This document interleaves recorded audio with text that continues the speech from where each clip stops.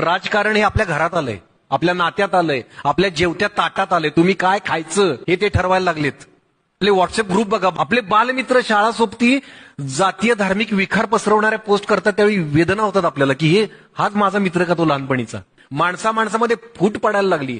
जाणीवपूर्वक ही फूट पाडली जातीये, जाणीवपूर्वक हे विष पसरवलं जातंय. 14 पूर्वी ही आंदोलनं झाली तर कशावर व्हायची? भ्रष्टाचार विरोधी आंदोलन व्हायचं, महागाई विरोधात आंदोलन व्हायचं, शेतकऱ्यांची आंदोलनं व्हायची, महिला सुरक्षेविषयी आंदोलनं व्हायची. आज ह्या सगळ्या प्रश्नांनी गंभीर स्वरूप धारण केलं असताना कोट्यावधी रुपये खर्च करून फक्त विकासाच्या जाहिराती केल्या जात आहेत, खोट्या जाहिराती. याच्याकडे आपण सजगतेनं बघितलं पाहिजे. मूळ प्रश्नांवर का कोण बोलत नाही? कुठलीही संस्था, घटनात्मक संस्था जी आहे ती स्वायत्त, स्वतंत्र, निष्पक्ष अशी राहिलेली नाही. आपण मतदान करताना या सगळ्याचा विचार केला पाहिजे. पर्यायाचा का विचार करायचा आपण? ते भक्त मंडळी विचारतात पर्याय कोण? पर्याय खूप आहेत माझ्या देशात. संवेदनशील लोकांची कमी नाही, विवेकनिष्ठ विचारसरणी